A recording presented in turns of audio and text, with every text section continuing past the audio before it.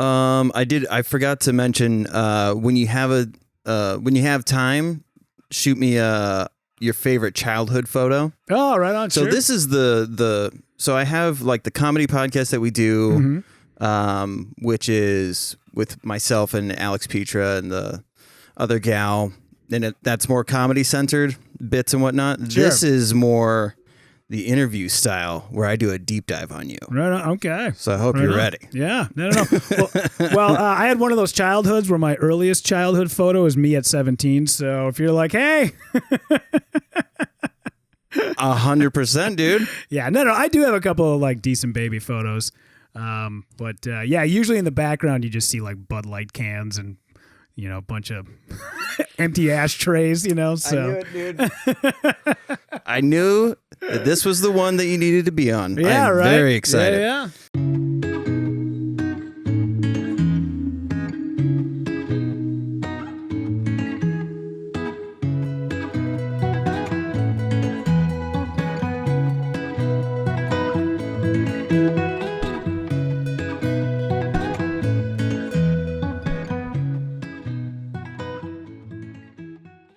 I'm gonna do like a little intro, and right on, cool, and then I'll introduce you. Right on. Perfect. It's Pavich, right?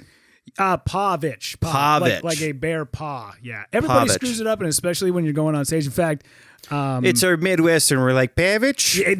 Well, I don't know if you heard on Saturday, Chicky was just like, Rudy Pavich. I was like, dude, you couldn't get more Minnesotan than that. It's so Minnesotan. I had a guy one time, he said to me, he goes, what's your name again? I mean, like literally seconds before I get up on stage. Host comes up. He goes, what's your name again? I said, Rudy Pavich. He's like, great. I mean, he literally like runs up to the stage. He's like, all right, ladies and gentlemen, your next comic, give it up for Rudy Popovich. I was like, not anywhere near, but whatever. Fuck it. Yeah, it doesn't matter because the people in the crowd don't care. You're just another face. Yeah. They don't know your name. They're not there to see you. They're there to see a comedian. So, Right. Yeah.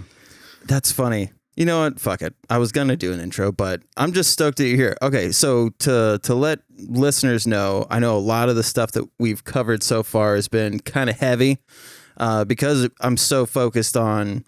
So I've been sober for a little over 18 months now. Oh, good for you, man. Thank you. Good for you. And so sobriety and mental health, trauma stuff, those are all like things that are super important to me.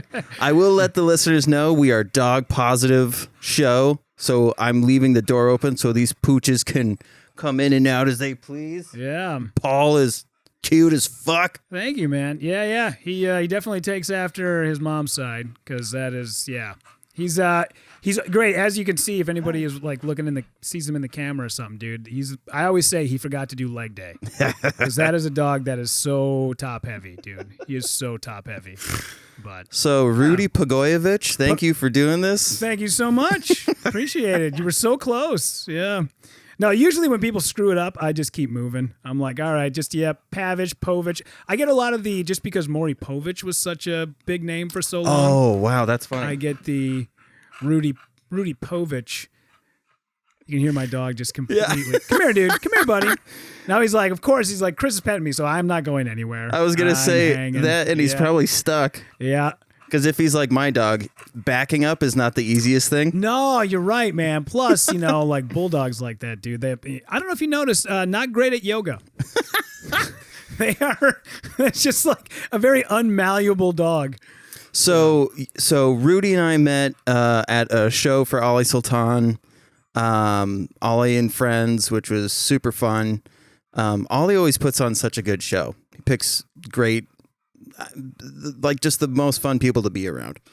And after you got off stage, because I saw you unloading your gear initially, like because I got there a little early, and I was like, cool. But then after you got off stage, I was like, I feel a connection. This man. I'm going to make out with him before he leaves. Oh, please do. Next time, yeah. Now that I know, it's on the horizon. Excellent. We're going to do shows every week. But there was just, I could sense something, and maybe it's because we're similar height. What are you, 5'7"? Yeah, I, on a good day. Yeah, on a great day. I know. Yeah, it makes it tough for dating, but yeah, there is something about like short guys sort of do stick together, man. The only people that know the plight of the short guy is the tall woman. So it's like we can all hang because we kind of like have to live in that world where people look at our height as I don't want to say like a negative, but they look at it at like it in their mind, height defines that person. Yeah. And for whatever reason, and I've never really cared about it. When I was a kid, I kind of got a little, perturbed. But now that I'm 40, I'm just like, whatever, You're dude. 40? Yeah, I'll be 41 coming up in September. Like, God, I don't know, a couple weeks away. Man, I have got a lot of work to do. It's funny because somebody one night goes, "You're 40?" I was like, "Yeah," and he goes, "God, I thought you would have been like 20," and I was like, "Stop." Whatever the next number you were going to say, even if it's 9, 29, that's still a compliment. I know, and I think about it like, I know like at 40, like, because I remember what 40-year-olds used to look like when we were kids. Yeah. And that was rough goes. I didn't realize this. Jennifer Coolidge, when she did American Pie, was 36. Stifler's mom was 36 years old in that movie. And you think about it, like she was a bombshell, but she looked like she was in her 50s. Yes. And still, like now I think she's almost in her 60s or maybe just turned 60. And she still looks that same exact age where like back in the day, people just grew up so fast where now we're staying so young. And I'm looking at dudes like 72 years old, like my brother-in-law's stepdad is 72 and he does like an Iron Man once every 3 months. Dude's like super cut up and looks great. I mean, back in our day, it was like, oh my God, you're 40? You're alone? You're going to die. What are you going to do? You never lived life. Oh my God. Do you hate people or something? Like, I always laugh. I'm like, think of what I would have looked like if I took care of myself for 20 years. Not drank and like acted like an idiot for all those years, You remember Stephen Wright, that comedian? Wright, okay. Yes. So somebody was talking about one of the bits that he did that who's our Minnesota hero? Al Franken, Louis Anderson. Not Louis Anderson, Mitch Hedberg. Oh, Mitch Hedberg. There you go. Yeah. So Mitch Hedberg stole one of Steven's bits, apparently. And I was like, God, I wonder what Steven looks like now. And I found out that he's in his 70s, but he looks exactly the same. Yeah. And you're like, how the fuck did he do that? Yeah. Yeah. When you see him on the cover of I Have a Pony, and then the next album, I Still Have a Pony, and then you look at him today and you're like, this person has not changed. Not one bit. Yeah. That's like Steve Martin's pretty much. Huh? Oh, we'll take him out to the bathroom. Yeah. Oh, yeah. Don't worry about That's that. really nice of you to ask. They went potty before we started. Yep. They'll be okay. Yeah. You have the sweetest children, by the way. I know. They are the sweetest. They're very good. Yeah. Dude, I mean, that's such a testament. And they're really funny. Are they really? Yeah. Good. I think that's like such a thing that parents don't. We look at like funny kids sometimes, and maybe when we were kids, we were told to like, shut the fuck up. Yeah. But I think nowadays we look at kids and we have realized, oh, if we take that humor and we develop it, like it will not only, maybe they don't become comedians, but maybe they become better socially, and it helps them down the road with jobs, or whatever it might be. I think like a huge thing, like my brothers are also hilarious. Like my dad is absolutely hilarious. It's funny because he's a terrible joke writer, but the way that he interacts with people is absolutely hilarious. Yeah. Like he taught me how to, like an icebreaker, rather than like, what do you do for work? You just guess what they do. So when I used to shoot weddings and to fuck with people, somebody would be like, yeah, this is my maid of honor. I'd be like, oh, are you the UFC trainer? I just want to say, such a hard job. So you do shit like that just to fuck with people. I wasn't going to say anything, but your ear looks a little swollen to the side, Like, I mean, I'm just saying, man, that's what made me think that you were the UFC trainer. I'm really sorry, Either you're Eastern Bloc and you escaped some war, or you're a UFC trainer. Yeah, right? Uh-huh. But yeah, like the sincerely wanting to make someone more comfortable, I think like gives you the propensity to be funnier too. Yeah. Because you think about comics, we want you to feel relaxed, because if you're nervous about what I'm going to say or this or that, like you're not going to have that great of a time. So the sooner we can get you to let your guard down. So I think with my kids, they saw that so quickly. Yeah. And for me, it might be a little more aggressive than my dad would do it, because I love laughter too much. They catch on because like my son's name is Landon and I call him Brandon.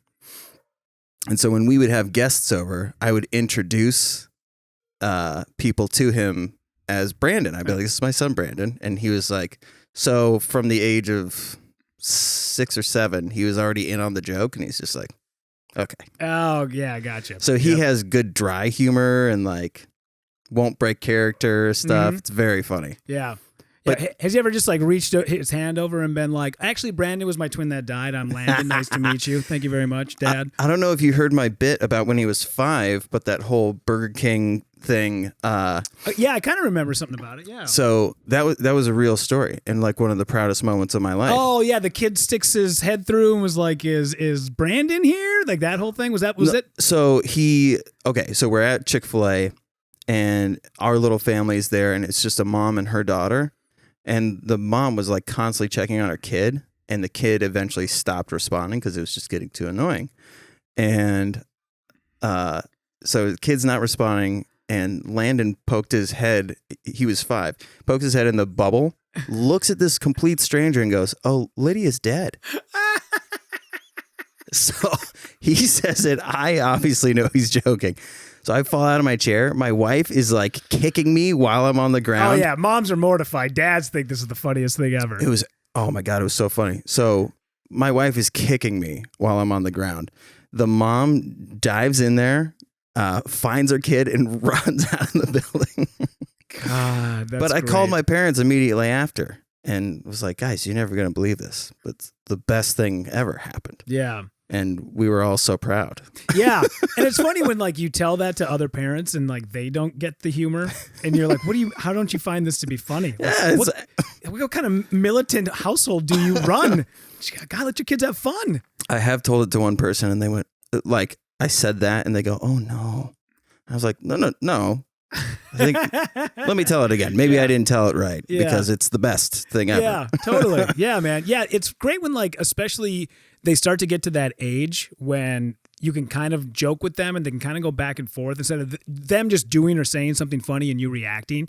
You can kind of go back and forth. Like I think about my daughter one time we were driving and I was doing a theater production. And I don't do a lot of theater. I do it like once every like 3 years just to kind of get it out of my system because theater is very intensive and it is like a ton of work. And I don't want to memorize all that much. I mean, to do an entire play, dude, I mean, it's so taxing.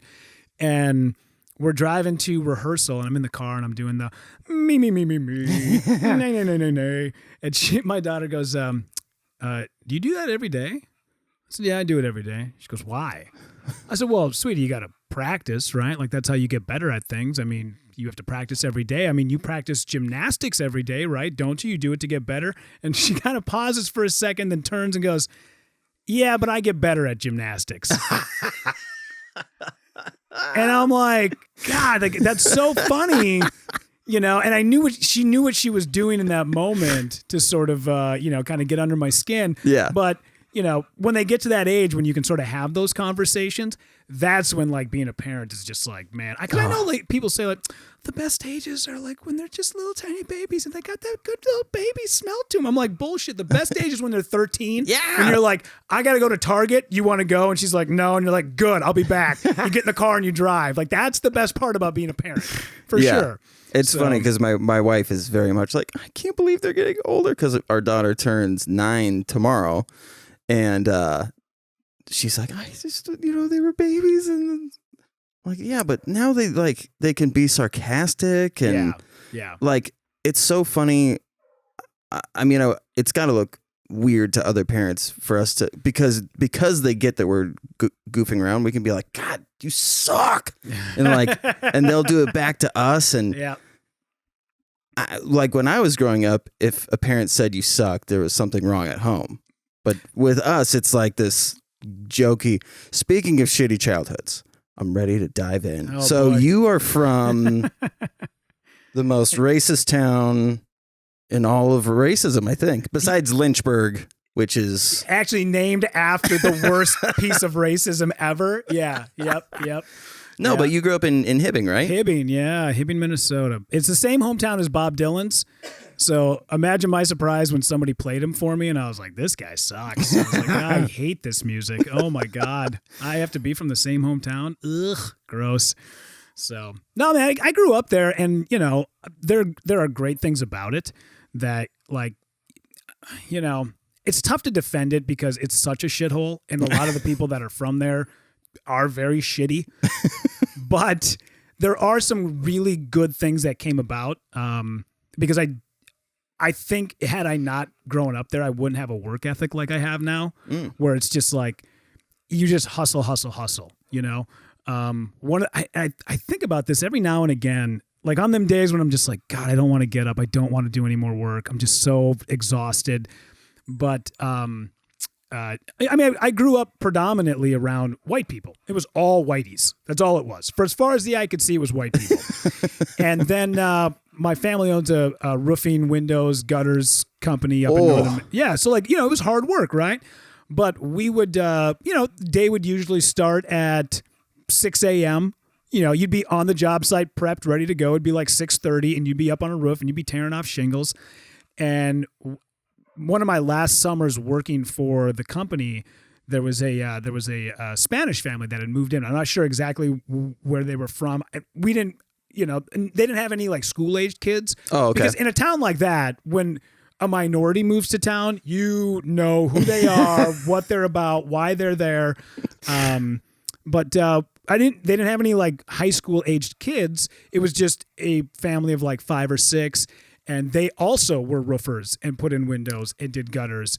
And that summer when we first started, my grandfather, we showed up to a job site and it was 6:30, 6:45. And about 9 houses down, there was that family who had already, I mean, they were halfway through the roof and it was only like 7 a.m. And I remember my grandfather kind of like looking around the job site going, "Let this be a lesson, boys. Tomorrow you will have your asses here by 5:30. Like you will work." Because, you know, and I just sort of took it to heart like, oh man, like that's really what it takes that's really what it's all about is, you know, trying to not outwork, because I think outwork is a bad term, but pushing yourself and finding things that motivate you for whatever reason. I don't think my grandfather did it because, you know, there was people that looked different than him. I think he was just like, hey man, we've had a stranglehold on this market in this small town for 40-some, 50-some years. And now we're seeing people that are working faster and longer and earlier than we are. So everybody get your asses up. So I think living there instilled a great work ethic in me. But after that, I think it's, dude, like I just kind of washed that place. There's no reason to go back. It's like, it's a shithole. And I feel sorry for, you know, I got friends of mine. We went to high school and everybody had ambitions about leaving. Mm-hmm. And then I got friends of mine that got a job that summer after we graduated at the local restaurant washing dishes, and fuck if they still ain't there washing those same dishes. And I'm like, you guys, it's frustrating. Yeah. You know, and the hunting and the fishing and the outdoors is great and all that. But I don't know, I'd much rather be raising my daughter in a sea of culture than being up north. There's great things about up north, and I don't want to say, because it just wasn't for us anymore, man, you know? But I think what you're saying, there's a good lesson in that, is that up north should remain up north. Oh, for sure. Right? Like absolutely. It's one of those things where, you know, that experience should be, it's really cool to have that as a special thing, because there's things to be learned, but when it comes to culture, like raising your daughter like towards the cities or in the cities, they're learning things that they're going to use on a daily basis. Whereas there's an escape when you go up north and there's these beautiful things that you can appreciate. Whereas people who live up there, it's kind of whatever. Yeah. It is weird that they live in like such a beautiful landscape, but their mindset is so ugly. Isn't it? It's and they really stay weird. within the same like 4 blocks. Yeah, man. It's weird. Like even when you drive up there, you know, I mean, it's just like, it's still to this day, Trump flags as far as you can see. And you're like, still guys, we're still hanging on to that? Like, my God. You know, although I did drive up there during the pandemic, and every once in a while I'll just catch like Duluth news, you know, just because I just want to know what's going on up there. And they showed this report about people from northern Minnesota who were like, we're tired of these city people coming up here and bringing COVID and blah, blah, blah. It's like, oh, God. So I was on my way to my cabin, which is kind of like not too far from Bemidji, Minnesota. Okay. And on my way up there, I stop in this small town called Emily, which is like a little north of Crosby. It's kind of like central Minnesota. And I stop into this gas station, and I walk in. And, I'm doing the right thing. I got the mask on. I'm doing exactly what we're supposed to be doing. I walk in, not a mask on anybody. I walk into the bathroom. There's a guy who walks out of the bathroom. No mask, no shoes. And I'm like, no more are these people from up north complaining about city people bringing COVID up here, man. The information is out, my friend. Like, we all know that you're supposed to at least somewhat try to protect yourselves. So you can't get on Channel 6 just going, these goddamn idiots. Like, no, it doesn't work that way, dude. I just left it. I'm like, oh, I gotta wash. I need to shower so bad. No shoes in the bathroom. Also, no shoes has been around for decades. Yes, no shoes, no shirt, no service. So why don't you, no mask either? Oh my God. I was just like, I can't even believe they allow this here. And it wasn't like some wayward local gas station. It was a holiday. It was like one of the biggest chain gas stations on the planet. You can't make your constituents wear shoes when they walk in. I was so disgusted. So, yeah, but there's things about it that I dig. I still like going up there and for the most part though, I just always just turn away from it. It's I don't. So I'm curious though, because part of the show is that we have people bring like their favorite childhood photo, and you had mentioned that your childhood photos start at 17. Yeah, that's where most of them start. I mean, I got a few like as a baby, but that like in between, man, like is. So, do you have brothers and sisters? Yeah. So crazy story about that. So up until I'll start from the beginning. So my sister's a little bit older than me, about a year and a half. And then after I was born, after about a year, my dad split. There's a documentary about it. I made a documentary a few years ago. It's called Dear Walt. It's on our website. It's just called dearwaltmovie.com if you want to check it out. But when I was like 11 or 12, I had met my dad's side of the family who were like, I didn't really know him. I had like one uncle that I kind of ran into every once in a while and a couple cousins, but that was it. But then I met like my dad's like real side of the family, like his sister and his nephew and this kid named Lucas. And I remember we were playing the first time I had met him, and he had mentioned to me that his mom said, hey, your dad had a baby before you were born and then gave it up for adoption. And I was like, well, that's kind of crazy. So we kind of always had these like rumblings, like these rumors about my dad having a baby and giving it up. So, years later, when I'm in my 30s, I make this documentary about my dad, and I sit him down and we start having this conversation. And I ask him, I'm like, hey man, so do I have a brother out there? And he went, yeah. When I was 17, I had a baby with this woman from Duluth, and, she was going to some like military school. And, my dad's like a kind of a junkie. And he was like, we just didn't think we'd be good parents, so we just gave the baby up for adoption.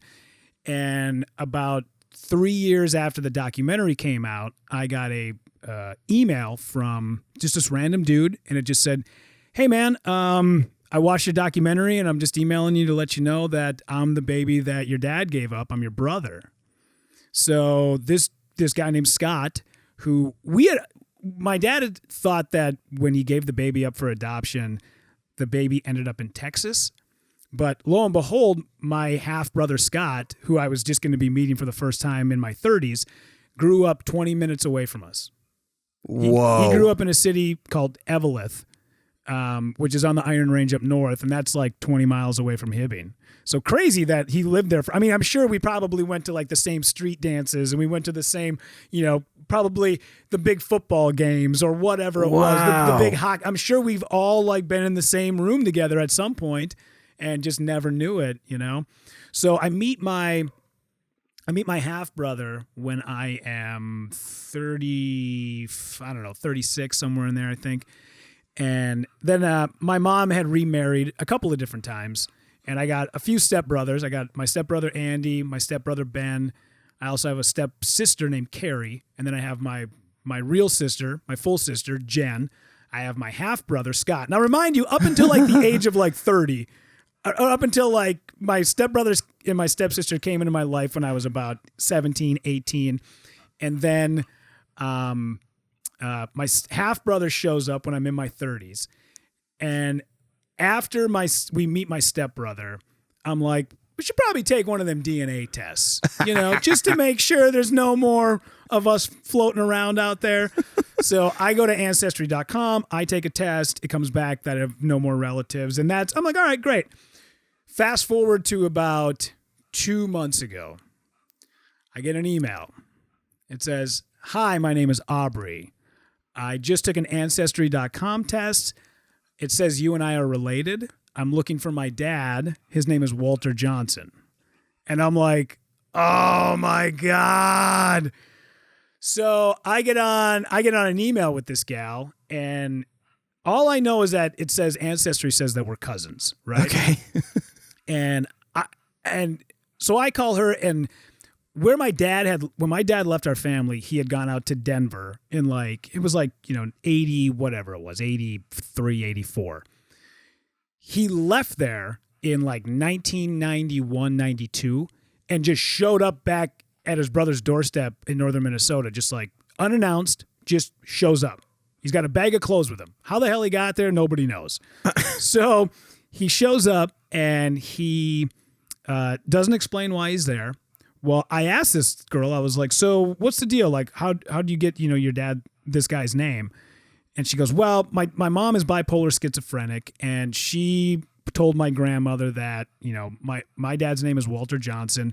And when she came to him and said, hey, I'm pregnant, he was denying it was his. It was all this shit. Mm-hmm. So finally, when the baby's born, what Aubrey is telling me is that her mom is like going to him going, hey, you got to pay for some diapers. You got to pay for some formula. So he just like packs up and moves back to northern Minnesota. And I'm like, well, what year was that? And she was like, I was born in 91. And I'm like, well, that totally makes sense because my dad came back here in 91, 92. So now we're starting to put the pieces together. At the time, I didn't feel, just because like I've been a, radio producer for so long, there's kind of like this unwritten rule about you don't discredit people's information that they already have, but you also don't give them more information than they already have until you have all the information. Oh. Because what you never want to have happen is you never want to have you say this is actually what it is. This is my dad. And you go, this is your dad. And then we do a DNA test and it comes back that it's not. So in the meantime, she thinks her and I are cousins, and that's as far as it goes. And I'm like, we're just going to keep it like that for a while because I don't want to give you erroneous information. So I go and I talk to my dad. It's weeks for me to track him down. He has no phone. He has no Facebook. He has no internet, nothing, right? You can't find this guy. He's like a ghost. I finally track his ass down. It's like 9:00 in the morning. I show up to his apartment. He's there. He's 4 beers into the day. And I sit him down, and I'm like, hey, well, let me ask you about this girl from Denver. And I can't remember Aubrey's mom's name. And the second I said this girl's name, he was like, oh, the black girl? And I was like, yep. I was like, oh, damn it. I was like, dude. I was like, did this woman at some point ever say that she was pregnant? Yeah, but man, like people were doing crazy stuff back then. She said it was mine, but I don't know. I don't think it was mine. And I'm like, oh my God. I'm like, oh, so I tell him, I'm like, dude, we got to do a DNA test. And he's like, I don't know, man. We'll see. So finally, my dad's brother convinces him to do the DNA test, and it comes back positive that he is her dad, So we just kind of had this like nice big Zoom meeting the other day between this myself. just happened? Just happened like weeks ago, like 2-3 weeks ago. Yeah. So, but yeah, man. But she is her name's Aubrey. She lives in Denver. She's still out there. She's got a couple of kids. She looks almost identical to my sister, except for Aubrey's black, my sister's white. Okay. They have like this. They have my sister and Aubrey both have like a small gap in their teeth. I mean, it is identical. I bet if you were to get a micrometer, it would be the same exact width between their teeth. She's got like a lot of the same similarities between my dad. And it was like all this crazy shit, man. And it was like, dude, had not we taken that Ancestry.com test, this girl would still be out there trying to find her parents. And the sad part is when I told her about her dad, I said, it's not like guys who leave kids are Fortune 500 CEOs or philanthropists. I'm like, the guy's a fucking deadbeat, you know? In fact, when we were kids, when I was like, I don't know, 9 or 10, we got a phone call one night from my ex-aunt. Long story. I mean, so many fucking weird family things, man. I know it's confusing. I apologize. But my ex-aunt calls us and is like, you guys got to turn on the news. Well, we turn on the news and the state of Minnesota was trying to shame deadbeat dads into paying child support. Mm-hmm. And so what they were doing was they were taking their names and putting them on the news and releasing their names to newspapers. So we're watching the news and they give the list, you know, the top 10 dudes who owe the most child support. And there's my old man, number 1 on the list, baby. Owed like, you know, $40,000 in child support or something like that, you know. So, but obviously we'd never see a dime. The guy couldn't hold down a job, you know. Are you the most interesting person in Minnesota? My God.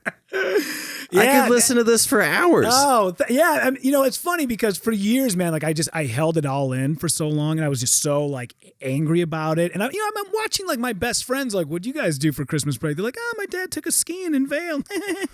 You're like, what'd you do? I'm like, nothing. Like my stepdad's kind of a dick and my mom's busy working. So I just sat at home for 2 weeks, you know? But yeah, I don't know, man. Like I look back on all that stuff and I'm now in my 40s and with the technology that we have, you know, the fact that, you know, myself and another filmmaker in town made this documentary about my dad. And then we have a companion piece where we meet my brother for the first time. And we have these awesome Zoom meetings where I tell my sister, hey, I'm not your cousin, I'm actually your brother. And like watching her, like all that stuff, it's all recorded and it's awesome and it's fantastic. And I'm glad that we have all of it.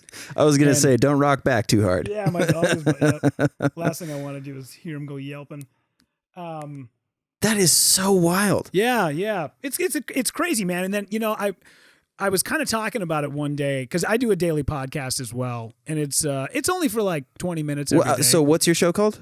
It's called The Long Walk to Cleveland. Long Walk to Cleveland. And I just do it live on Instagram, and then I record it. It's also on like... That sounds like a movie starring Tom Hanks. Like, thank you. Yeah, you know, it's funny how that happened. Was I was at the gym one day, and I was talking to this old guy, and there was a young kid, you know, a newer kid just getting into the gym, and usually when you see somebody who is not knowing what they're doing, you try to help them along a little bit because that's the right thing to do. You know?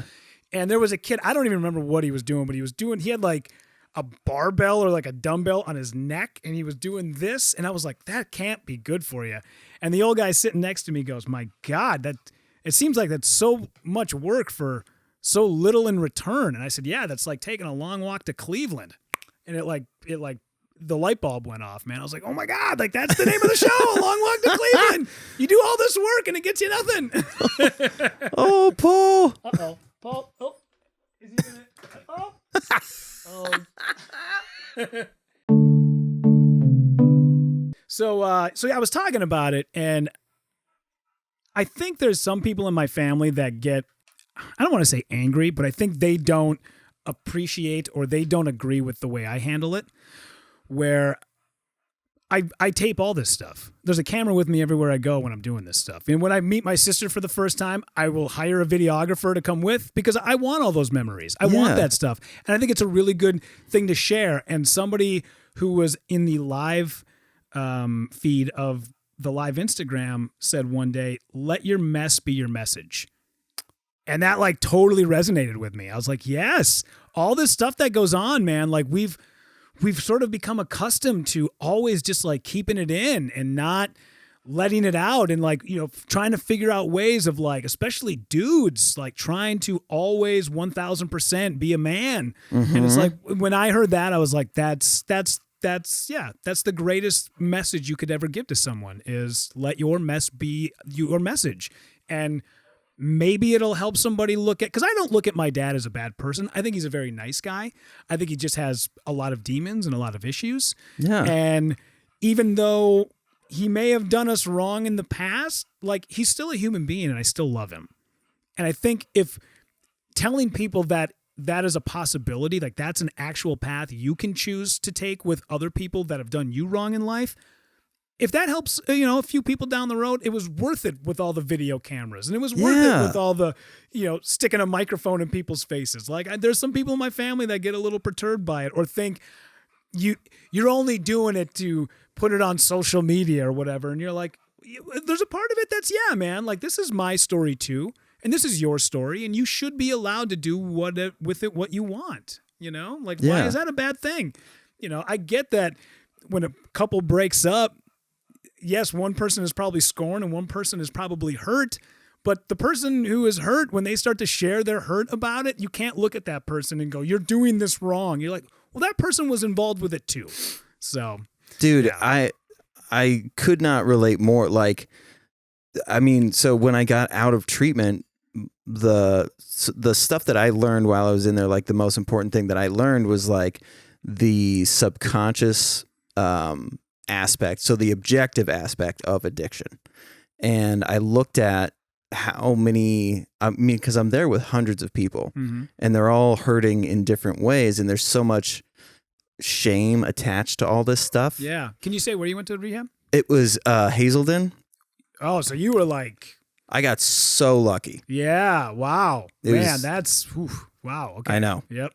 I couldn't believe that the way that everything happened. It was like, I say that all the time. I'm unbelievably lucky. The support group that I had, the place that I was able to go to, it's just absolutely crazy. Yeah, right on, man. But the thing that I took notice to was, like I said, all of the feelings and shame. And when it comes to searching for your higher power, when you let your higher power down, because relapse, the percentage of people that make it without relapse, it fluctuates, but it's generally around like 5 to 7%, which is insanely low. Wow. Right? I guess I didn't realize that. Oh, yeah. Okay. It's crazy. Yeah. So when they say relapse, is that like, does relapse mean anything? Like, even if you had a drink, or is like a relapse like he's been on a week bender? Right. So relapse is saying most of the time when you relapse, it's worse than the last thing that you did. No way. Usually. Wow. For some people, it's more minor, but because of that propensity of shame, most people admit to it because they're like, I have to release this thing and I have to feel shitty. I don't think you do. Yeah. Like I said, I've been sober for 18 months, but that number doesn't really matter. Are you sober today? Then just keep moving forward from there. Yeah. So there's so much shame attached to all this shit. So when I got out of treatment, I started a podcast called The Not So Anonymous Alcoholic, because great name, by the way. Thank you. In my circle of friends and family, I was the first addict for a lot of people. Yeah. And it's like there's still so much stigma put around that. There's a lot of, why did you choose to do this? And it's like, people, like when you do that, the chance of success for that person is diminished more and more and more, because there's this subconscious thing that happens. I don't know if you have you gone through any of this stuff? A little bit. So to back up, and I want to get back into your stories because it's so fascinating. Not to take away from it, but I did do a little bit of time doing in meetings, AA meetings when I was a kid, when I was like 16, 17. They were court ordered, but I kind of stuck around with it for a while, but kind of knew in the back of my head, like, I can probably go back to drinking, I mean, that thing you tell yourself, Yeah. But I know a little bit of it, and I do have an uncle that went through the program and went through the steps and is clean and has been clean now for like 15 years. That's awesome. So yeah. So I know a little bit about it, and not to brag, but I have been watching Louder Milk, so I kind of know a thing or two about addiction. So no, but I'm sorry. Keep going, please. Yeah. So the basic thing that I always tell people is your brain has like passive survival skills, right? Breathing, blinking, things that you don't think about, they just happen. Yeah. So your brain needed some type of reward system for the extra stuff, going to find water, eating. So that's where dopamine comes in. So your midbrain is what I call step one. It's like, okay, we're missing food, we're missing water, whatever. So talk to step two, which is the contemplation stage, right? Where you're like, okay, I'm hungry or I need water. What am I going to do about it? And then step three is the action. All right. So I've recognized that I'm hungry. I'm going to go to Hardee's and get some garbage there. When you introduce substance for long enough, your dopamine is doubled most of the time. So your body on a subconscious level is like, wow, we are surviving like super fucking good. We're killing it right now. So eventually the subconscious part of your brain literally thinks it's a survival skill that you've now acquired, adding substance. Okay. Yeah, that makes sense. Yeah. Yeah. So when people are like, I didn't even want to drink or I didn't even want to shoot up, like they literally didn't. There's this subconscious part. So when I learned that, I was like, oh, there's no need to add this extra shame on to people because their brain has literally been rewired. Yeah. So I try to tell people that so that they don't feel like, yeah, like, okay, you fucked up, you relapsed, whatever. You got to know that your brain thinks that we're not surviving well enough. Yeah, okay. That's why so many addicts have past trauma or depression, like mental health issues, a lot of them. There's more institutes and treatment centers that are popping up that focus on trauma because it plays such a pivotal role. Yeah. So if a hint of that trauma shows up, that subconscious part of your brain is like, we need the survival juice. So let's fucking figure it out. Yeah. You know what, man? That makes sense. Cause I've always thought about that because even though I drink and even though, yes, I have at some point, I'm many times have abused alcohol. I'm still really good with it. Like I don't ever get too, I don't get too fucked up. I don't ever like, it's not like I have to leave here today and go have a drink. It's nothing like that ever. But I've always thought about those times when it's like I get a phone call from a friend and he's like, hey man, the Bucks are playing at 6. You want to stop by? It's Tuesday night. And I'm like, yeah, I'll swing on by. But my brain immediately goes, well, what are we going to bring for booze? And I'm like, I don't even want to drink, but I feel like I have to because I'm going to be there and I know he's going to be at home and he's going to have something. So now I got to bring something, But now that you sort of like put it into those terms of like, sometimes the brain is saying like, hey, you need to do this. You don't have a choice. You have to. It's as essential as breathing that really does make a lot of sense. Yeah. Wow, and I mean, on a lesser scale, people who say like it's 5 o'clock somewhere, or you get in the habit of like, I had a shitty day at work, I need to have a beer. Yeah. You're not a full blown addict, but you are doing that to some extent because you're training your brain to say, if I'm feeling really fucking depressed or overworked or whatever, I need a beer to let my body know that we're okay. Yeah. And on a subconscious level, your brain is like, okay, so that's a survival skill. Okay. Yeah. Wow, man. I would have never thought of it like that. Yeah. I'd have just thought, like, that's what you do. You have a bad day and then you drink. But see, but then there's people who are like, oh, I'm a piece of shit because I do this thing. Yeah. Like I use this as an excuse and why me, like me. The second that you can figure out that, to me, when I learned that, it felt like, I always say like it's like a snow globe on this shelf. And it's like, I know it's there. I know I could shake it up and watch all of this shit fall. Or I could just be like, I need to be careful of this thing. Yeah. It's fragile. There's all this shit that can happen. But if it does get shaken up or somebody knocks the shelf over, it's just shit that happens. Yeah.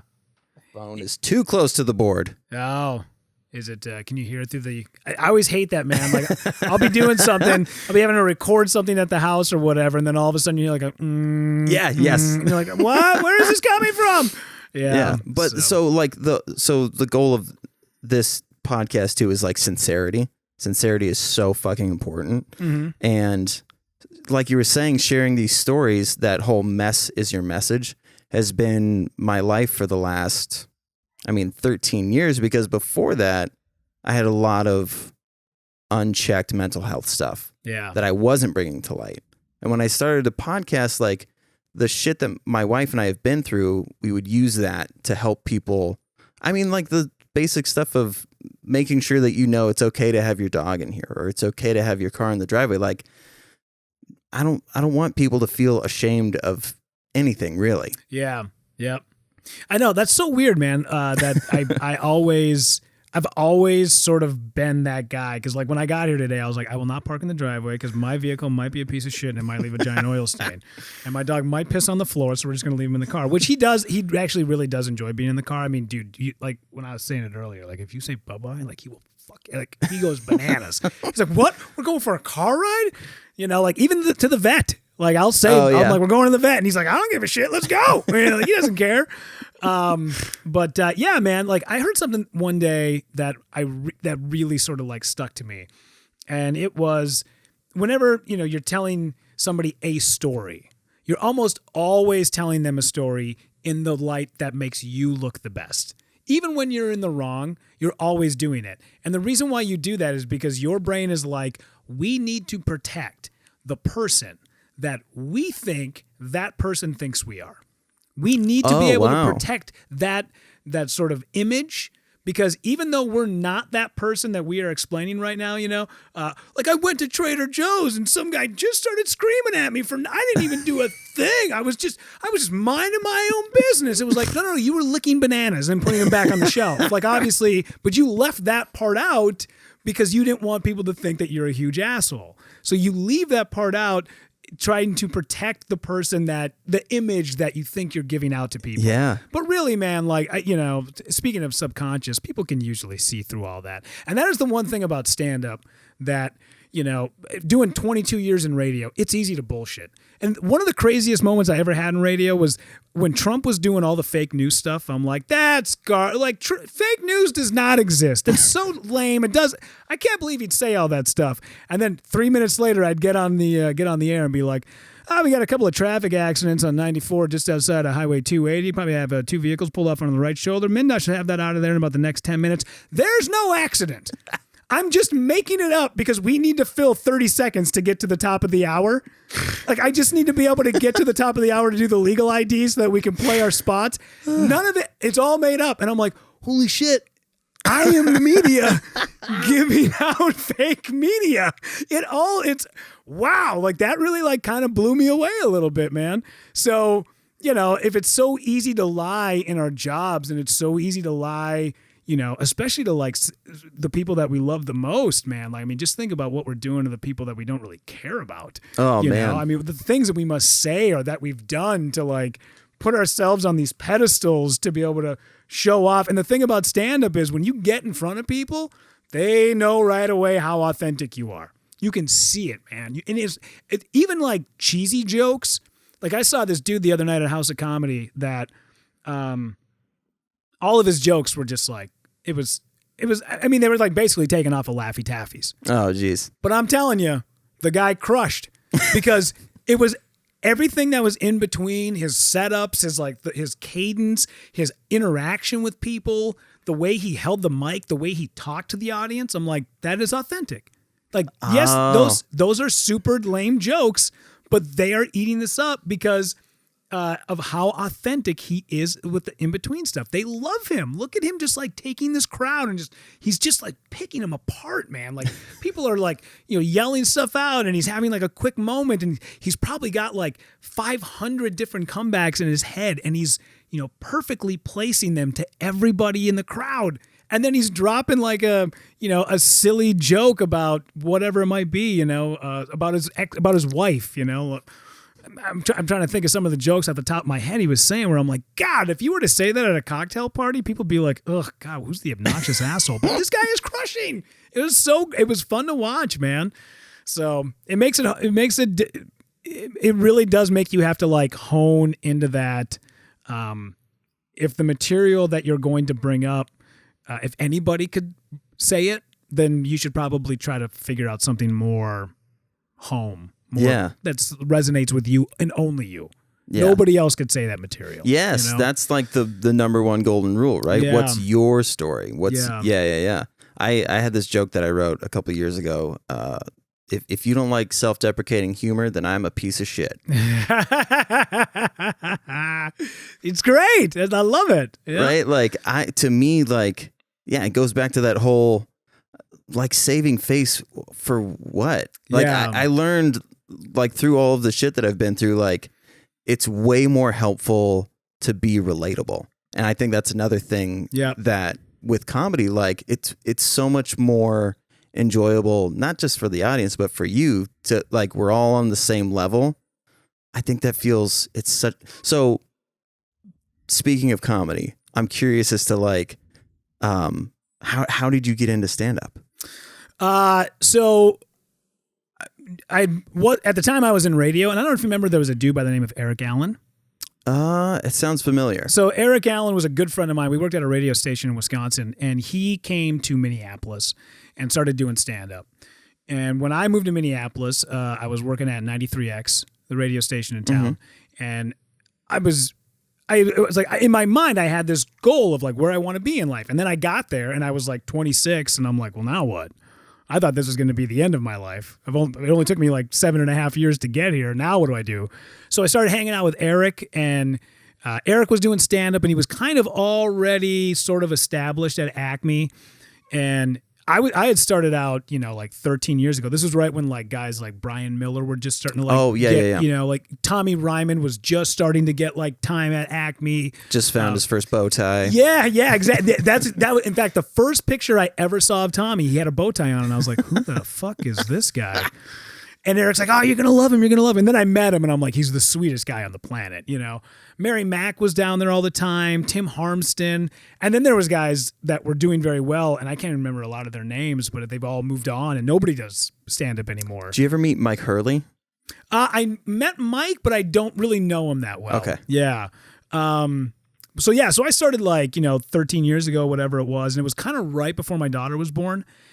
And I had done about 1.5 years of stand-up, and it's funny because Shannon Paul, Miss Shannon. Oh, Shannon? yeah. I mean, everybody knows Miss Shannon in town. She's great.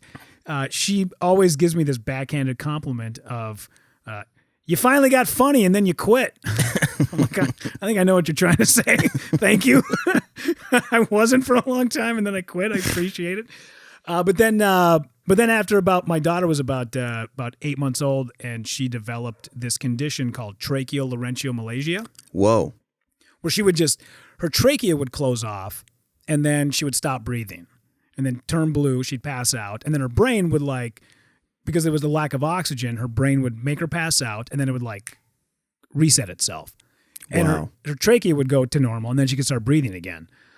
So it took us, after a few weeks of us realizing that this was not going to be fixed anytime soon, because we had been to every doctor and they just couldn't figure it out. It was awful, man. We had to, so many different children's hospitals and ambulance rides, and it was awful, man. It was, and I'm having to go to work, and I'd call my daughter's mom, and I'd be like, hey, is everything good? She's like, yeah, we're just hanging out watching TV. Like, everything's good. I'm like, all right, I'm leaving work right now. I'll be home in 20 minutes. And then I'd, pull up to our apartment, and there'd be an ambulance in the driveway, and I'm like, in the parking lot, and I'm like, oh shit, I know what this is for. And then I'd run up the stairs, and there'd be paramedics working on my daughter, and I'm like, ah. So I just thought, all right, man, you got to take 6 months off of everything, because I also act, and I also shoot stuff, and I was like, dude, you just need to focus on family. 6 months.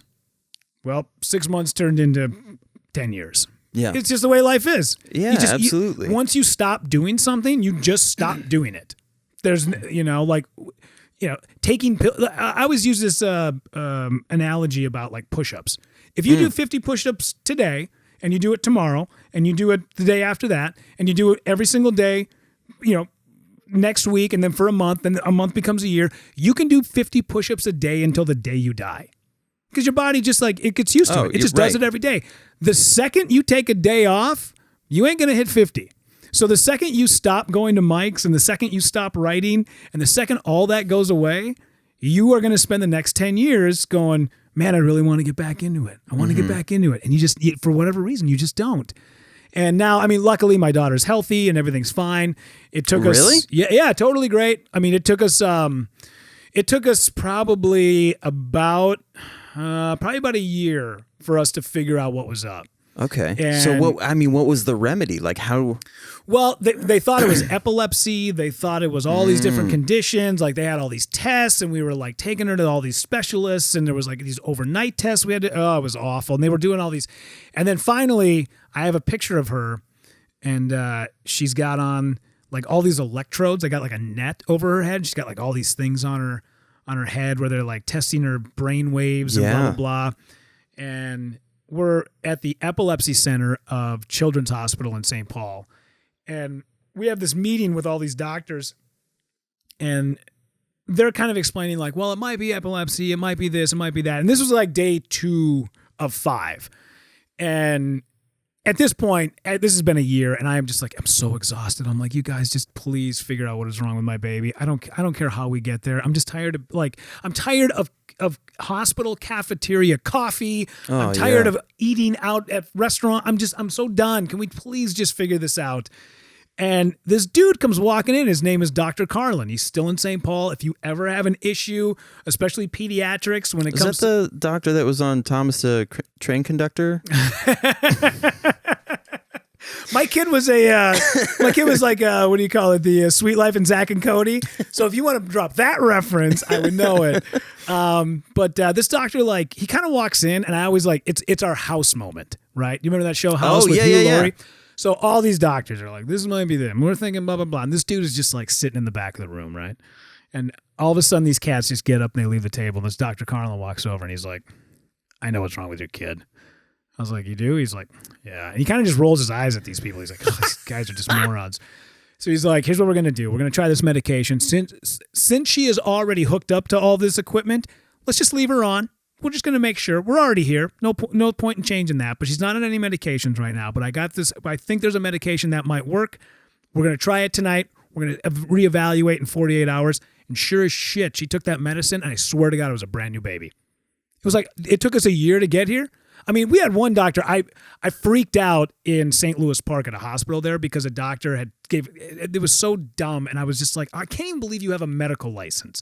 Because what we were finding out was, if you remember, the snot sucker, the little ball, that babies have, that if we put one in her mouth and we kind of jarred it in, we could maybe get her airways to open up a little bit, and she wouldn't pass out, but she would gag, but at least she would be breathing. And when I told this to the doctor, I'm like, this is where we're at, dude. I mean, it's been almost a year. And the doctor said, well, I mean, if you're finding out that that's working, just keep doing that. I was like, just forever? To what end? I couldn't believe he said it. Oh, I freaked out. And of course, like my I mean, the fact that you had to do that, I'm sorry, I know I was making faces, but it's like, what a fucking nightmare. Yeah. And the fact that you would tell a patient that, a freaked out set of parents. So, of course, my daughter's mom is like, no, just settle down. I'm like, fuck this guy. And of course, security comes up, and I'm like, I'm fucking. I was off. And of course, we got in the car. Now I'm like hyperventilating, and I'm crying, and she's crying, and the baby's crying. I'm like, I'm sorry that had to happen, but I'm just so frustrated.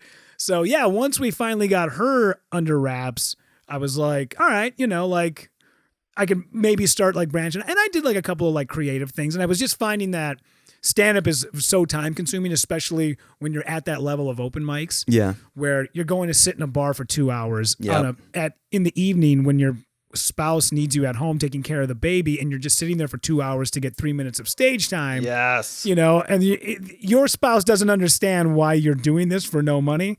So I'm like, all right, we'll take a little bit of time off. And then now that my daughter's 13 and she's hanging out with her friends and she's riding her bike and she's going places, she's doing overnight trips.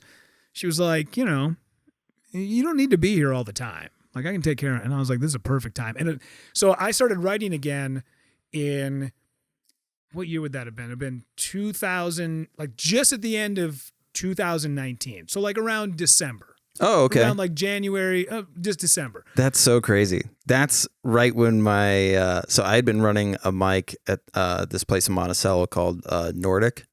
Oh, yeah, I know Nordic. Yeah. So that was my mic. Okay. Unfortunately for me, alcoholism in breweries, it's not like the best environment. As they say, man, you hang out at a barber shop, eventually you're going to get a haircut. You know? Yes. Yeah. Yeah. So that's fun. That's crazy because I think that's the time when I was like, all right, I gotta get away from here. Yeah. Yep. That's wild. Yeah. You're on your way back in, and I was like, Ferp. Yeah, we're bopping out. I totally get it, man. I 1,000% get it. So yeah, I started writing and then had my first show back, and that was March 14th of 2020. And then the next day the world shut down. I was going to say. Yeah. I was like, all right, well, that's a sign, which was kind of nice because that first like go around, that first time up on stage, it was all brand new material, but it was like, it really wasn't flushed out yet. I hadn't done any mics. I was just going up there with just like, well, this is just what I've been doing in my living room, so hopefully it works. You know, you're just like, we'll see what happens. And it did fine. Like, it was okay. Like, you know, it wasn't anything, you know, I was taking jokes that I had done from 12, 15 years ago and just having to like rewrite them a little bit to make them more modern. Mm-hmm. But it did fine. It was all right. But then the next day the world shut down. I was like, all right, this is perfect because now I can just write and write and write and write. And then Zoom shows started coming around. I was going to ask, what did you think of the Zoom shows? I don't like them. Like they're just because your cadence is so off. Yes. And it feels like you're presenting instead of just talking. And I don't like that. And I'll do like an open mic on a Zoom every once in a while that has feedback, because I really think they are some good places to get some tags. Oh, yeah. Because there's a joke I have where a guy gave me a tag the other night, and I was like, we'll try it and see if it works. And it did really well. The joke is, I'm from such a small town in northern Minnesota that even the post office had a Bud Light sign in the window. Oh, yeah. Yeah, outside of it, it said, please stamp responsibly. And I'm like, that was a funny tag. So I just threw it in there Tuesday night at House of Comedy, and it did well. And I'm like, well, that was worth my 45 minutes sitting on a Zoom. But for me to like go into a corporate gig or something on a Zoom call, I'm like, dude, no thanks. It's not worth it. I don't need it that bad. You know, it's not like I need the money that bad. Luckily, I'm in a place where I don't have to be doing these things. So, but yeah, man, you know, like now I'm so glad, because when I was well, but I mean, when you were a kid, I mean, did you watch stand-up specials? Like, was there an affinity for comedy at a young age, or? Yeah, in fact, when 6th grade, 11 years old, I won the school talent show with a stand-up act. No, 5th grade. 5th grade, I won it with a stand-up act. All the material I lifted from A&E's Evening at the Improv. Oh, wow. Because I didn't know... I didn't know what lifting was. I just saw these guys on stage telling jokes, you know, and I'm like, what, 10 years old, 11 years old? Yeah. And it is like, it's crushing good material. So here I'm like stealing all these jokes. I'm writing them down. And one of the jokes I remember, because this was like 91, 92. And one of the jokes I vividly remember, it got a huge response. It was so funny. And, because Desert Storm was going on at the time.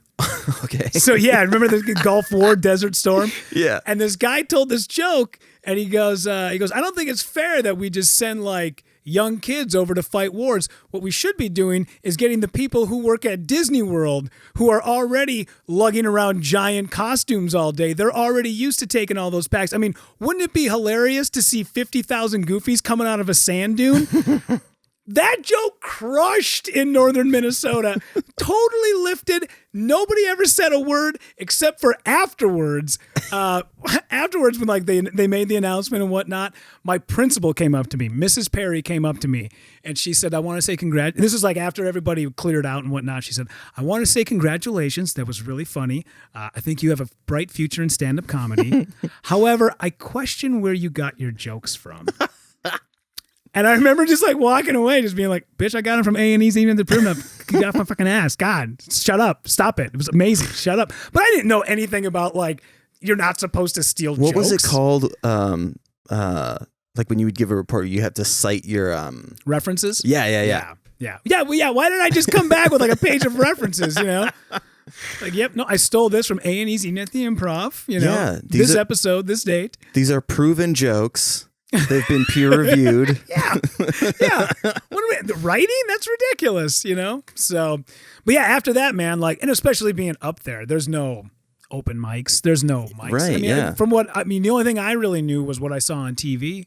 I mean, you'd have to, at that time, you'd have to go to Duluth? Maybe. I mean, I don't even know if Duluth would have something like that. And especially in that era, the 80s, early 90s. Yeah. I don't even know if they would have had something. So, yeah, pickings were slim, man. So, yeah, it was just, but I always liked to perform, But up there, especially with like my upbringing, it was, if you do the play, you're a sissy. Yep. Like that mentality. So I played sports and I was awful and I hated it. I hated it so bad, man. But it was, I remember asking my mom once, I'm like, can I take guitar lessons? Cause I think I'd much rather do that than play football. And my mom had said, well, guitar lessons are, $20 a week and you're gone for an hour. And football is $25 for the entire season. And you're gone for 3 hours a day for 6 weeks. So you tell me which one I'm going to pay for. And I was like, all right, well, I guess we're playing football then. So, yeah. But I mean, luckily, man, like I kind of figured it out. And it was around the age of like 16, I thought like snowboarding, guitaring. Yes. Doing all that stuff. Like that's the type of stuff that I should really start getting into. And that's where I started to like really veer off and sort of, and then I went to the Warped Tour. Mm-hmm. I went to Warped Tour 98. Oh my God. And it was the Warped Tour and the Ozfest combined. Same venue, Somerset, Wisconsin, Float Rite Amphitheater. I was 17 at the time, I think. Drove down there with these two girls. We stole my sister's car and went down. And the night before, the Smashing Pumpkins were playing Hennepin Avenue. And it was awesome. So we went and saw that and then stayed at a frat house at the U of M. Now, mind you, I'm 17. I have no business being there, right? And these girls I was with, I think, were 16. They have no business being there. But, like, our parents were just like, free range. Go do the fuck you want. Whatever. As long as I don't have to pay for it, I don't care what you do. So we went to that, and then the next morning went there. And then when there was a few bands I wanted to see, there was like, I can't remember. I think it was No Effects, No Use for a Name, Deftones.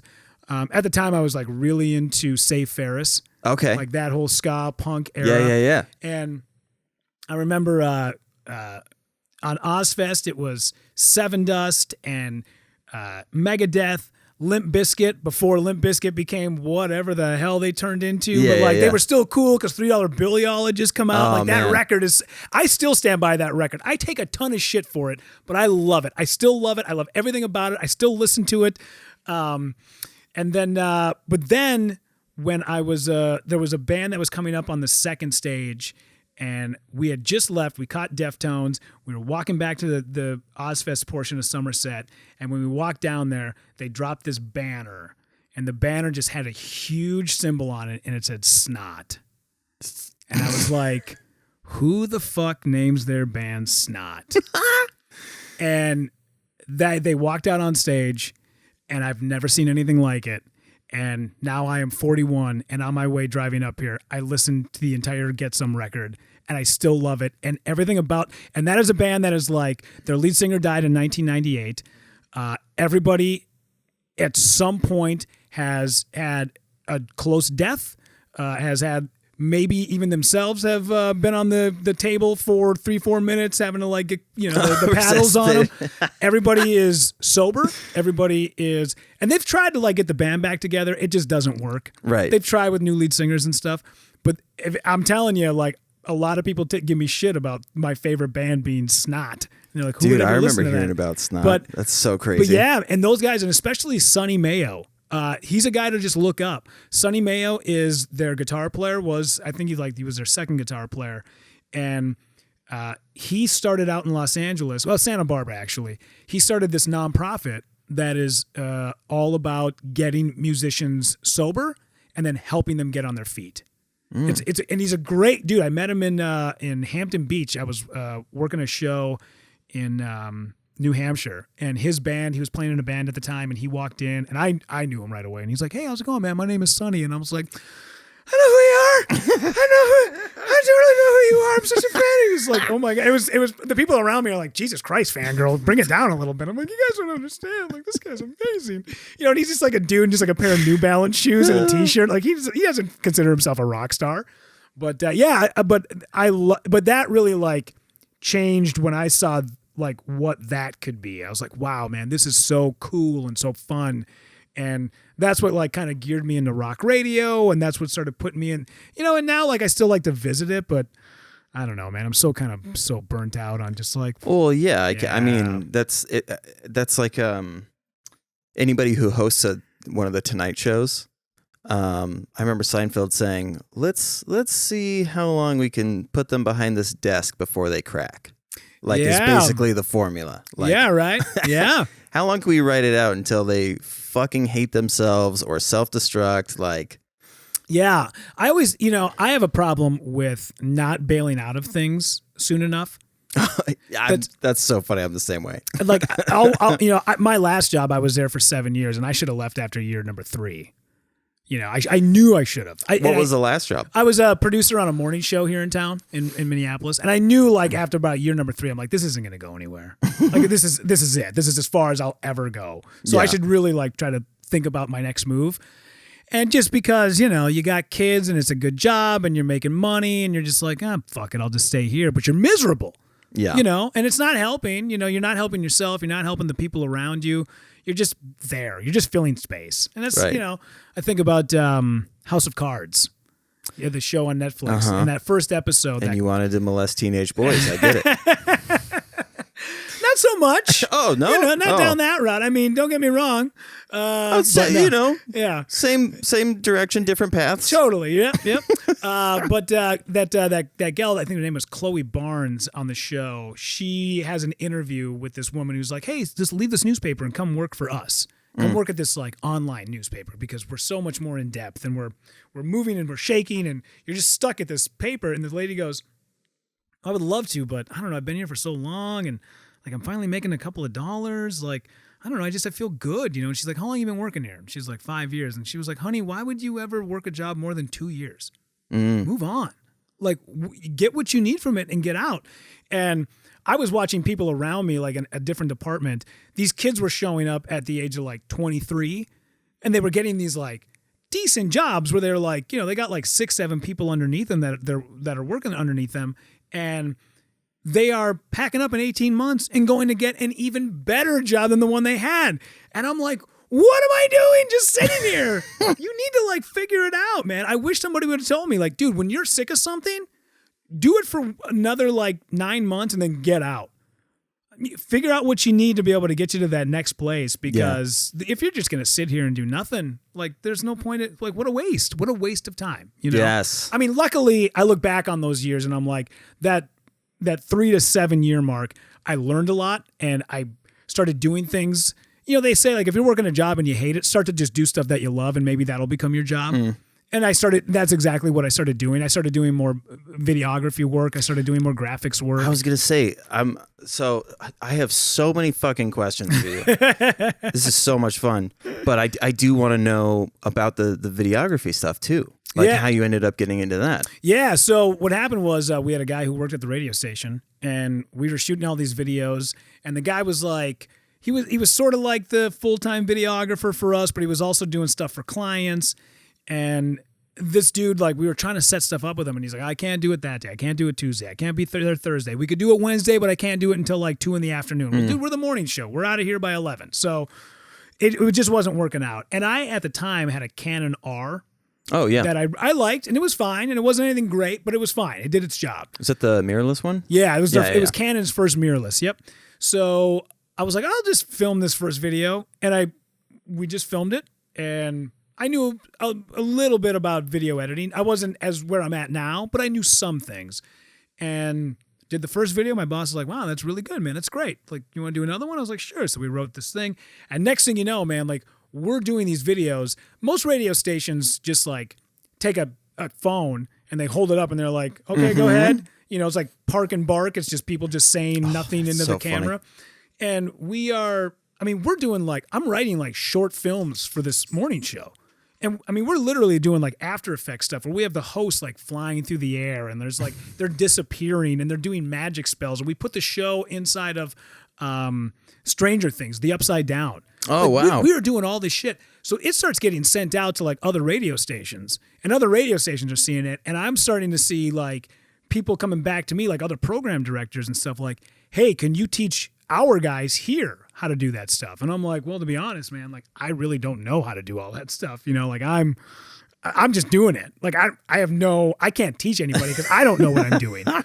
And I kind of started getting a little deeper into it, and I was still acting and I was still doing stuff. And I was realizing that me being on somebody's like set was taking a really long time.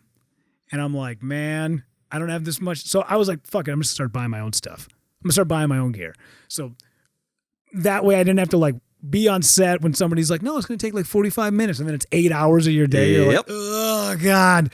So I just started buying all my own gear. $20,000 later. Yeah, that's exactly where we are at. Yep. I got 2 DJI drones. I got 2 Blackmagic Pocket 4Ks. I got a Ninja V. Now it's just like, you just end up out of nowhere. You sort of look back and you're like, oh my God, like we're a full-fledged production company that just like grew out of nothing. Just like one mirrorless camera. And now it's like, man, I'm so fortunate to have had those last couple of years where I got to learn all this stuff, because it's, we shot all that stuff on Saturday with Ali Sultan. I've shot stuff for Adam Ray at Acme. I'm going out to New York in October to go shoot stuff for Jesse May Peluso. Like there's all these things that are happening because of this like one aspect of my life that I never thought I would ever go down. And as many times as I'm like, man, like I did the Monday Night Comedy show. I shot it the other day. And I was like, you do have to kind of like balance, because if you just do one thing, you'll always just be that one thing. Yeah. Like if you're just the videographer, you'll always be the videographer. Yeah. So you have to kind of be able to balance it out. But I always kind of remember what Mike Rowe had said about like, hey man, yes, follow your passions, but also follow what's paying you right now. Because that might go away, and if it goes away, you might not get that opportunity again. Yeah. So that's kind of just where it came from, man. And I'm so glad that I decided to just like go after that, because the stuff that we're shooting now and the people that I'm meeting and just like the way it's all sort of like coming together, that would have never happened had I not like developed those skills and worked really hard. Yeah. Well, that reminds me. So I started like doing video stuff because of snowboarding and skating and like making skate videos and stuff. And then I started doing interviews. So I was doing journalism for this rollerblading magazine.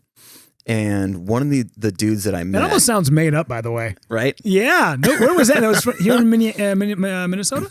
Yeah. The magazine was called One Blade Mag. It's like one of 3, I think, magazines that existed, because rollerblading, nobody thinks of rollerblading as like skating, like handrails and doing shit like that, right? Yeah. So it's very niche. But so because of that, there's not a lot of money in that industry. And there's all of these, it's so similar to the open mic scene. You could be the funniest fucking dude, but if you're shit to work with, no one's going to want to have you host, or, you know what I mean? Like, there's all these parallels. So I interviewed this one skater who did graphic design too. And he's as good as a lot of skaters, but there were some that were better than him, and people would talk shit and be like, how come he's getting on all this stuff? And it's like, if you want to get sponsored, right? You want all these things. You could throw a rock and there's 100 skaters that can do this trick that you want to see. But Stefan fucking does the extra work. So he's bringing stuff that's of value to the team. He's not just saying, I'm amazing, give me money for it. Yeah. And I think like I would not be getting the stage time that I get and have gotten had I not done photography and shown that I'm not some asshole who's just trying to get stage time. Yeah. Like I want to elevate people. That's why like I love the dude from MN Comedy, that website. Oh yeah, Patrick Strait? Yes. Yeah. Like he's not doing it just because he wants to get stage time. Like he wants to elevate people. And I think similarly to you, like you have that work ethic, but you also recognize that if you're gonna move forward, you have to be flexible and dependable and like all of the things that you're saying. Yeah. So if you're an open micer and you're like, oh, how come I'm not getting on these shows? be a fucking Rudy. Like, be the people who have more to offer in this day and age. Yep. Because TikTok, YouTube, there's all these comedians that are out there. I mean, watching these YouTubers do stand up, they're awful. Oh, it's they're so hard. so bad. Yeah. But they know, like, people will book them because they're like, dude, they have, 2.3 million followers. Exactly. Yeah. So yeah, if you have something to offer, that's when people, and then you can't just have the thing to offer. You have to show that you are worth having around and you're not going to be a pain in the ass. 1,000%. Yeah. 1,000%. Yep. I look at the quality of stuff, like the people that I work for, I look at the quality of the people that are around them. And there's sometimes I feel like that's what lacks here in Minnesota. It's not the amount of talent. It's that nobody knows how to put that quality material together. And I really think like being able to show people how to do it will take this scene, and that's I feel like that's the only one piece of the puzzle, because I know people are sort of going through the motions and they're putting out content. Mm-hmm. I mean, I looked at your stuff the other day just from the Instagram, and just like the animations and all that, I'm like, dude, that's light years ahead of where anybody else is putting stuff out. Not a knock, it's just nobody knows how to do it yet. Yeah, no. Yeah, nobody's trying to do it either. And I'm like, that's what separates it. When I watch, there's a couple of comedians that host a podcast called I can't remember. So I'm spacing on it. But like their graphics and everything about it's so professional. When you see it, you just go, dude, even if their content is a little off, you're still like, wow, this looks like they really got it together. And that's because they're willing to invest in somebody who knows how to do all of it. Yeah. Yeah. And if you are willing to find that person, or you yourself are willing to take that learning curve and learn how to do all that stuff, that is what is really going to separate you. And sadly, that's sort of where we're at right now. Yeah. Well, and you and I were talking about how South Park, like the graphics are not amazing. No, you're right. Yeah. But if you just that visual, because like our producer for Dude Absolutely, she on purpose does shitty Photoshop to like showcase these tier lists that she makes. Yeah. And I know how good she is at drawing and all of these things, and it makes it that much funnier. You're like, yeah, like sometimes the fact that it looks bad. Mm-hmm. So for people who are like, I could do it, but it looks terrible, sometimes that makes it funnier. Just fucking do it. Yeah. I think, there's definitely an aspect to it. But like to what you were saying, don't let that be the thing. Exactly. Yeah. Right. There's a group on Facebook that I follow. I think it's Facebook that I follow, and man, it's so goddamn funny. It's called Bad Comedy Flyers, and it's breathtakingly hilarious. The shit that you see. Luckily, I haven't seen a Minnesota one yet.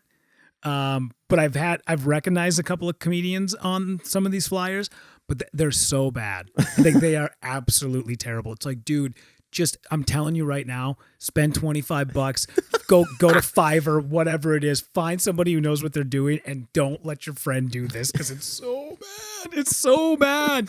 There has to be like a good balance, man. You're right. Cause like South Park has that terrible animation, clunky animation, amazing content. Yes. Right. If your content is a little lacking, make sure somebody makes you look professional to help balance it out. Cause there's just like, I don't know. Sometimes I just feel like you're just missing out on opportunities, like small things too. And I'm not even just saying like it has to look like, Michael Bay directed your promo or whatever. Well, David Harris, you know who that is? Yeah. So he taught me this thing because when we started doing our own shows at Nordic, because we thought it would be funny to make them look shitty and to make us look dumb. And he was like, no. Leave the self-deprecating on the stage. You need to get the people there first. Yeah. So you have to have something that looks like it's worth going to. Totally. Yes. I had this thought the other day that everything that you see, like a YouTube thumbnail, when you see that thumbnail, it is that thumbnail is 1,000 times better than the thing you're about to go watch. And it's so true. Yeah. Every time you see one of those, like there's a group that I follow, and they're visual artists. And they got some good tips and stuff in there. I'm spacing on the name of them right now. But I see that their thumbnails are like phenomenal. You look at it, you're like, oh my God, I'm totally going to learn how to be able to transport like Rick and Morty. And then you click on it, it's just like a dude like holding up a cell phone back at his face. And you're like, what happened to that thing? This is supposed to be so good. And it's not. But it is, yeah, man. It really, and I think just some of the small things too, like captioning your stand-up clips. What's it going to take you? You know, if you're smart about it, and you know how to do it. You don't need to post a 7.5 minute clip. You need 47 seconds. Right. You need to keep it under a minute. You need to keep it square. You need to learn all these small little things. Caption that clip, and learn how to get into it, where to cut it. Learn that on the backside. If you can put like a small little button on there that has all your information or a call to action.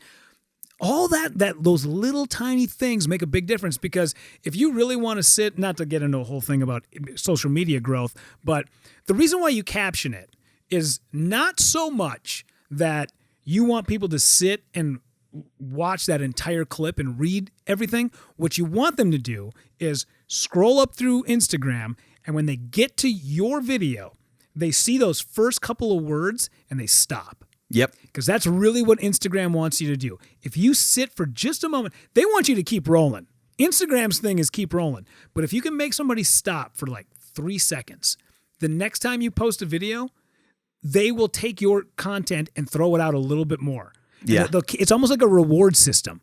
So just getting people to stop for just a moment is enough to like be able to spread your message or whatever it is that you're trying to do.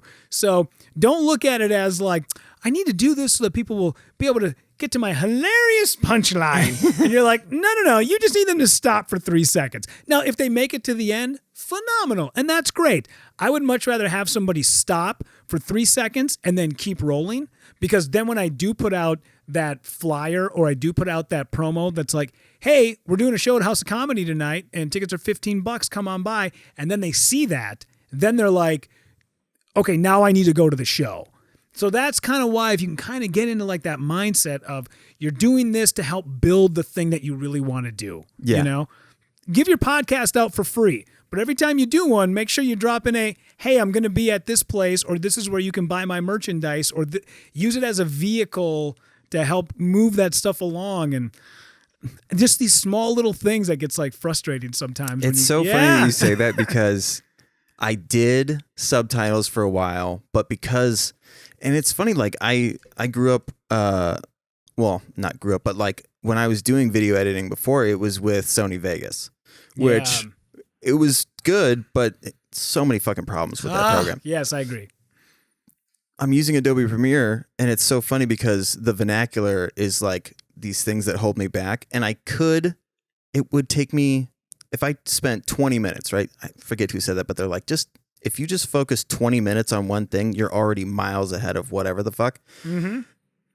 I need to just fucking do the subtitles again, because you're absolutely right. Well, have you seen the new version that they have with all of it that automatically do you need to update. You need to update your Adobe Premiere. Update your Adobe Premiere today. It is the best. I just did. I have the okay. Okay, so afterwards, fire this thing up, and I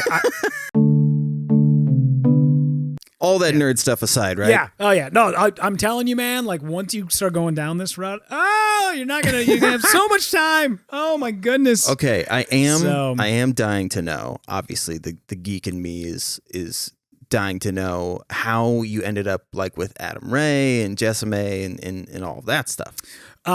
Don't ever be afraid to shoot your shot. Okay. Ever. Doesn't matter what it is. Always, no matter what, if you feel embarrassed. In fact, I was telling this story last night to somebody about, speaking of Adam Ray. So Adam's a comedian, been around for a long time. Adam is on NBC's Young Rock. He was on Mad TV. He was in Los Angeles at the Comedy Store one night, and there's like 10 people. It's a late show. Mm-hmm. Paul McCartney walks in, sits down. Right before Adam goes on stage, somebody goes, hey, man, Paul McCartney's out in the crowd. And he's like, bullshit. Adam steps on stage, and sure as shit, like 10 feet in front of him, there's Paul McCartney. Adam gets off stage, and as he walks by, Paul McCartney goes, young man, take a seat, have a drink. And Adam's like, fucking, you bet your ass. So he sits down, he starts bullshitting with him for a little while. They watch the rest of the show. Paul McCartney stands up, and he's like, He's like, well, nice to meet you. And he's like, nice to meet you. Oh my God, this is great. Thank you so much. Starts walking out. Mark Saratello looks at Adam and goes, dude, what the fuck are you doing? You have to go ask him to be on About Last Night. Oh. And Adam's like, oh my God, shit, yes. So he runs out in the parking lot, and there's Paul McCartney getting into this black Escalade, and he's like, Paul, hey, hang on one second. And Paul's like, yeah, can I help you, young man? And he's like, oh fuck. He's like, listen, I got this podcast. I know you're busy, but if you wouldn't mind, can I just get 15 minutes of your time? And he's like, oh, I hate to tell you, we're going to Ireland tomorrow. And he's like, fuck. He's like, well, listen, wherever you're at, we'll come and see you. We'll bring all the mics. We'll bring all the equipment. We'll just have it all set up. All you got to do is walk in, throw the headphone, and mid-sentence, Paul McCartney puts his hand on his shoulder and goes, it's not going to happen. But I love this story about trying. So to get back to how this all started to unfold was, It's not gonna happen. I was a fan of Adam Ray's, just watching him online, and I saw he was coming to Acme, and he does About Last Night, and he's always doing videos, and he's such a, he's a content machine. Mm-hmm. And I just shot him a message and went, hey man, I know you come to town. I got video equipment. I got audio equipment. If you ever need, please let me know. I'll give you a hand with whatever you want. 10 minutes later, this dude shoots me a line. And was like, you want to come to Acme this weekend and shoot all my shows?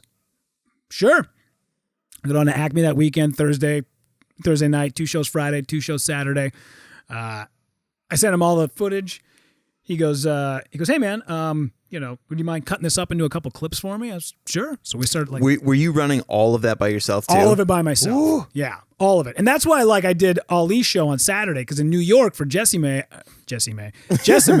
I have to go, I have to do all that by myself. And that's a big production. That's 3 cameras, 1 gimbal, 1 360, 2 pieces of audio. It's a fucking, oh my God.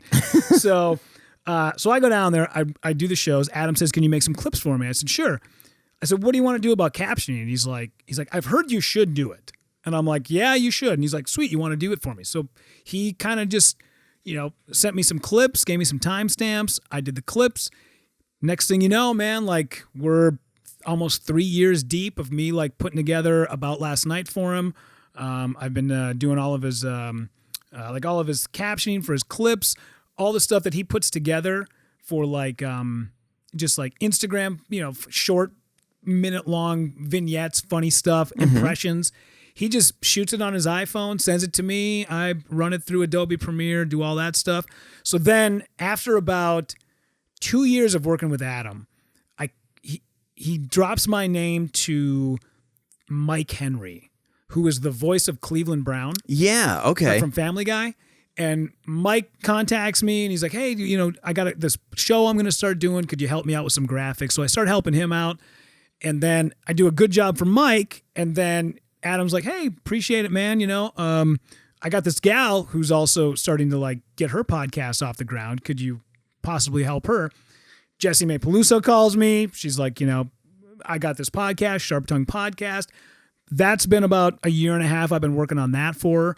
I'm going out there to New York to go shoot her stand-up. And then also she just started a podcast with Carly Aquilino called Girl. So I'll be going out there shooting those shows. She's super generous with her time and just said, hey, while we're out there, if you're going to be there, you want to get up and do 5 in front of us? I'm like, fuck yes. Oh my God, are you kidding me? I just did a mic in Mankato at a VFW, and the next night I'm going to be at City Winery in New York. Yes, I would love to take that opportunity. Thank you.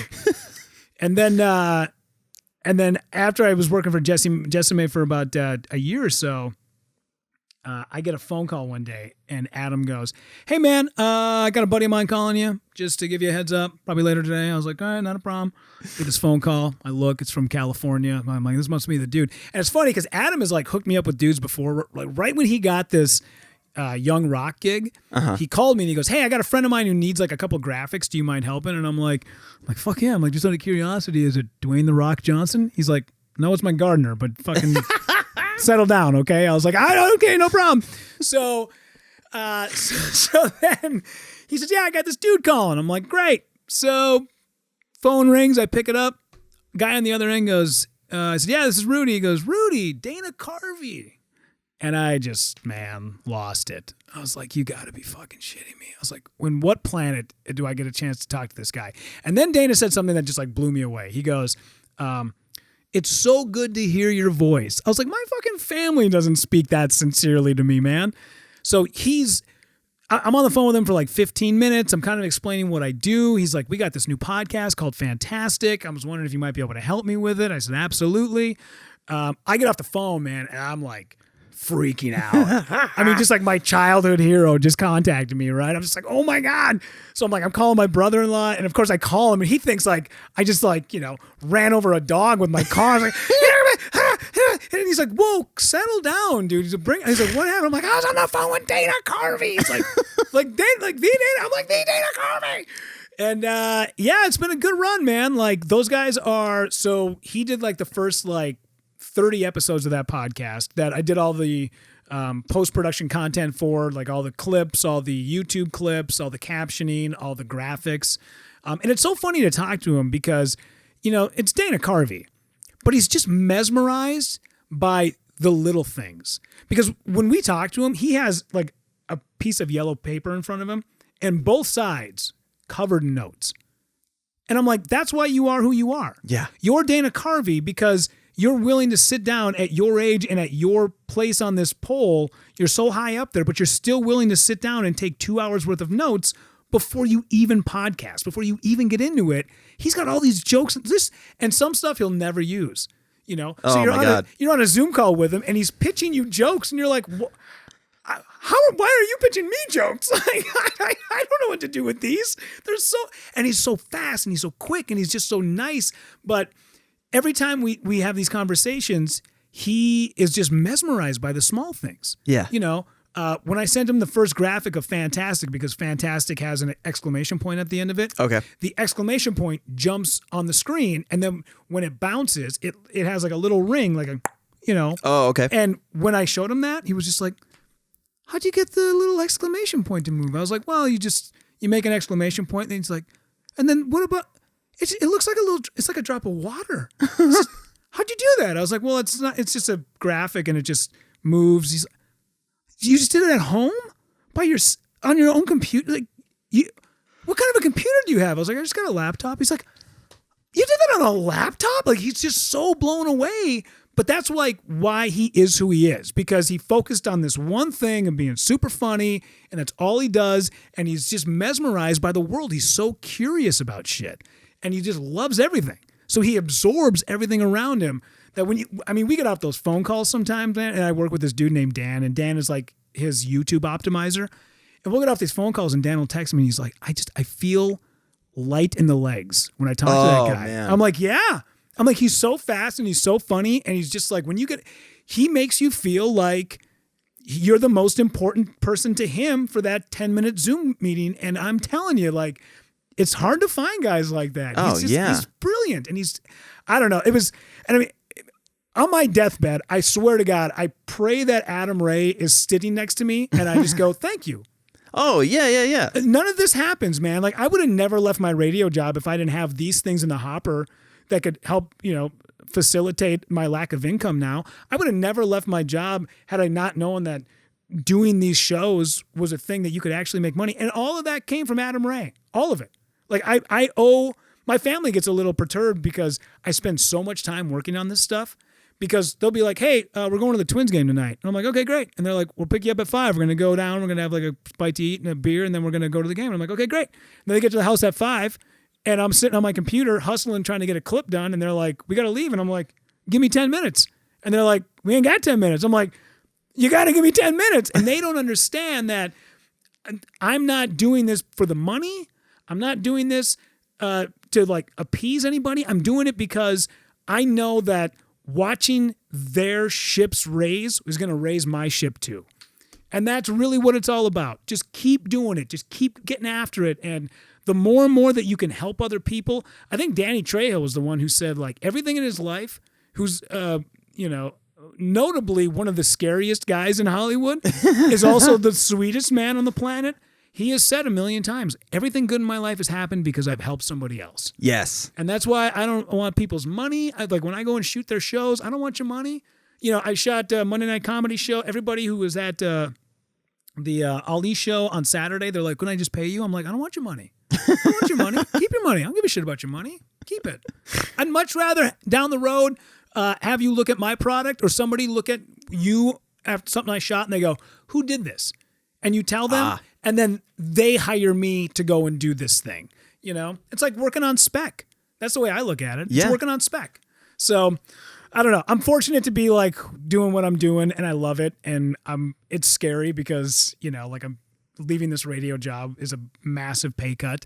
Yeah. But you're like, you know what, man? Like the money will never bring the happiness, like it doesn't work that way. See, and that's, I think people get like success and money twisted. Yeah. We equate it and we shouldn't. Yeah. Yeah. I mean, do you feel like you at this point in your life, like I'm looking around this house and like where you're at and like, I'm looking around going, dude, by all intents and purposes, this is success. Right. You're living in a house that you love with 2 beautiful kids and a couple of dogs and a beautiful wife and a kick-ass studio. Like this is success. There are a lot of people that would look at this and be like, not enough. Need more. And you're like, no, you don't. This is perfect. But the funny thing, like the success that I like the things that stand out to me, like I want to be able to do stand up and I want to be able to do these things, right? But I mean, at the end of the day, most of the time, what I'm most excited about is these conversations that I get to have. Sure. It's these interactions. And I love highlighting, like, you're more than just a camera guy. You're more than just somebody who does 7 minutes here and there, right? Mm-hmm. Like, and I try so hard to highlight that aspect. Like when I see somebody, I mean, yeah, when I see these people off the stage being just fantastic human beings, it drives me nuts when other people don't recognize. Like I'll quote somebody's joke and they'll be like, who? And I'm like, dude, how do you not know about this person? Like, yeah. And then I also have this other side of me that like, it's like how people shit on Adam Sandler movies, right? It's the same cast every time. And I'll bring up that like something's coming out and my friends will be like, oh, well, it's going to be the same fucking formula. But I always think about what he said was like, I've gotten to this point. Why I don't have to work with anybody else. Yeah. I want to work with my friends. Yeah. I know how funny these guys are. Why surround myself and why like he'll do his artistic shit like when he wants to, but for the most part, he just wants to be surrounded by his friends. Yeah. And what's wrong with that, man? Exactly. And it gives you a new perspective for those films. Then you feel like, oh, I'm a part of this. Like I get to watch you just be happy. Yeah. And that's incredible. Yeah. So I love when we would do these Nordic shows, being able to see like 100 people in a small town be focused on these guys for 10 to 15 minutes. It's like, feels incredible. Yeah. And so like my version of success is just being able to be at a point to where I can still be a part of that and like watch these people get highlighted. Yeah. And it not be a detriment to my family. Yeah. That's really all I'm looking for. Yep. And yeah, if you can find that balance, dude, that is success. Yeah. Totally. Yeah. We look at the material possessions of things, and I'm wearing socks with Crocs, man. Yeah. I don't give a fuck. Yeah, that's success. You can get to that point in life, that's a real rich man, poor man, like socks with Crocs. I haven't said this in a while, but I worked at a cell phone store. And there was this guy who was like heavy on commissions, like very cutthroat. And then he got fired because everyone fucking hated him. Yeah. Like he was so horrible to work with. As my dog just And then he sneezes. came back 2 months later wearing a hat and like not tail tucked between his legs, but a new understanding for what he was doing. And I was like, why? I thought you had this other thing lined up and you didn't care that you were getting fired. And he was like, I found out that being able to wear a hat to work is worth $10,000 a year. And I was like, holy shit. And then he started explaining, he was like, because that means the person that I'm working for is okay with me having this level of comfort. Yeah. And I started thinking about like, man, like money, there is a limit. I only need X amount.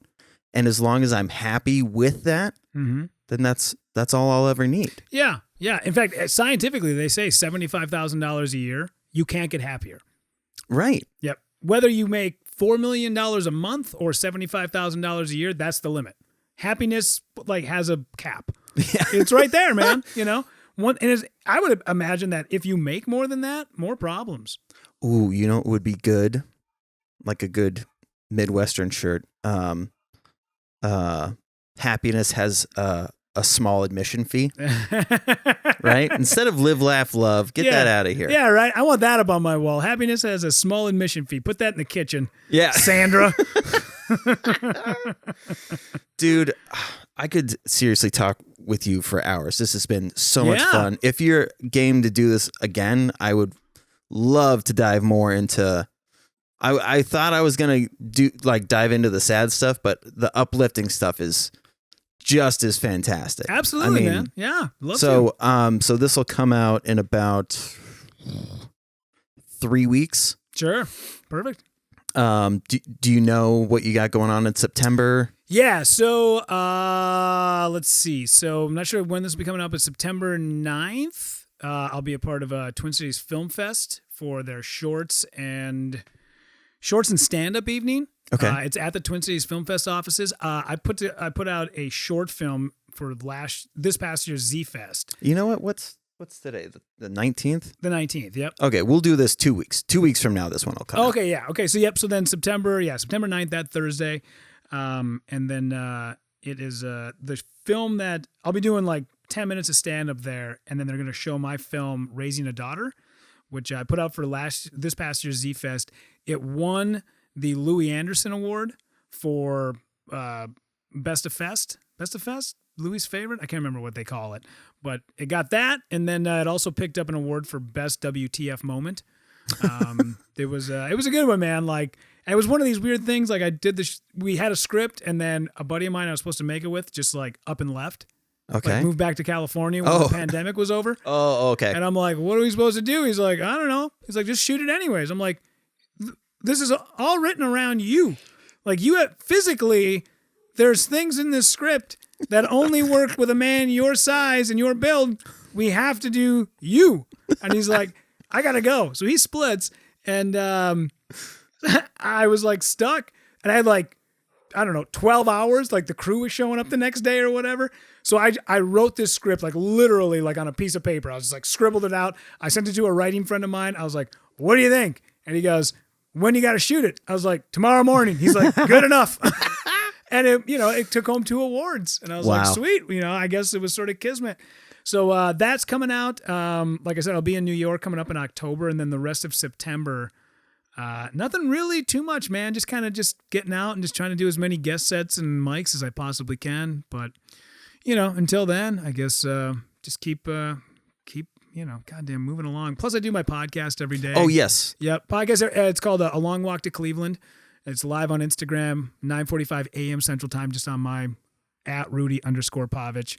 And then you can pick it up on Apple Podcasts, Spotify, Stitcher, all that stuff. So make sure you give me all the links for all of the things. Certainly. Make sure and throw them in there. Yep. Rudy, thank you again for doing this. So much fun. Dude, thank you for having me. I love this place, man. Great little, it's very cozy and like very inviting and fun, and so much cool stuff on the wall. And well, I was just saying this the other week. Like, I wanted people to feel like they were going into like a kid's room. Like, you don't have to feel like any expectations. You're like, you know what I mean? Like, because people will get dressed up to come and do this. And I'm like, come on, look at me. Yeah, right. Like, yeah. I agree, man. Totally. Yeah. Yeah, I love it, dude. This is great. Hell yeah, dude. Thanks for having me, man. I appreciate it. Thank you. And Appreciate my it. dog. And Paul, thanks for showing up, dude. You're Reading fucking in the awesome. background. Yeah. Okay, and to the listeners, thank you for listening. As always, subscribe, share, do all the fun things, and be well to yourselves.